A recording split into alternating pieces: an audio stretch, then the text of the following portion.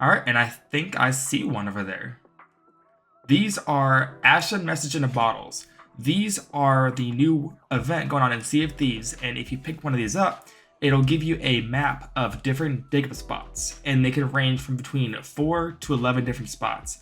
This event will be going on until the 15th of August, but for these quests, you can find them on pretty much any island. It could be small, large, really anywhere. And the first perk of grabbing one of these bottles is that it'll raise your flag's emissary value by 1 or 2 levels based on how low it is. If this is your first bottle, you're going to get up to grade 3 automatically.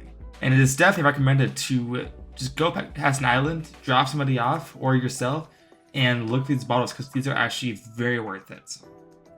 Now, thankfully, there's a burning blade on the server, which is why I recommend you having to do these quests whenever there's one active in captained, as this will mean there's one less ship that can bother you in the roar, as there will be a lot more because of this event. And as you're going around doing these different quests, you also find extra bottles. This is the first island, which is Flintlock Peninsula, but I found a bottle quest while doing this, so this is just one of the greatest ways that you can get a lot of rep and gold, because they're going to be practically anywhere. Now, for the loot that you're going to find, it's not just your average treasure hunt. You're going to find loot that isn't just Gold Hoarder. It's going to be Order of Souls, Gold Hoarder, Merchants Alliance, and this is all going to be adding up real quickly. Another perk for this event is that anything you find that's Ashen variety is going to give you 2 times the gold and reputation that you bring in to the traders. Now, you can find all sorts of things here, and the skeletons that pop up are basic ones, so there's very little risk to doing this. The only big risk is that you're going to be meeting a lot of players as this event goes on, or you can get really lucky and not see a single player. But there's a very good chance you can run into somebody else, so just keep an eye on your ship, because these quests can take quite a while as there are a lot of dig-ups across the whole island, and they only pop up on the large islands. So you can't get 11 dig-ups on, say, Brimstone Rock. You're going to get unlucky. In this, I found a ton of different quests as I was going through, and from the last mission I just got, it had 8 dig spots, which, like I said, it ranges from 4 to 11.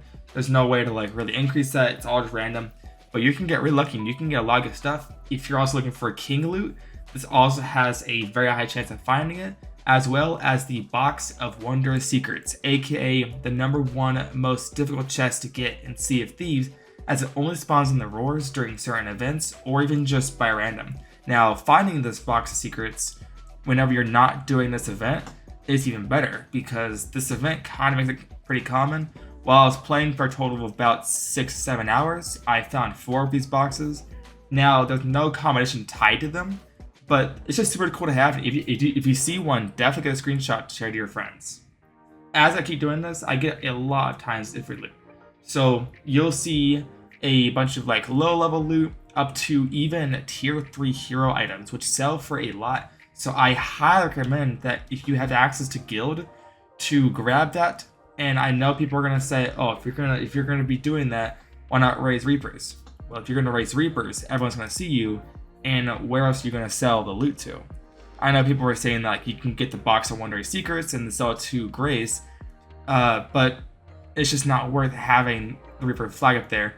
As a PvE person who's not really good at fighting other ships, it's going to be more of a death penalty for me if I keep doing that. Now, these Box of Wondrous Secrets can also only be sold to Grace at the tavern in the Roar, which is why you can only find this item in the Roar.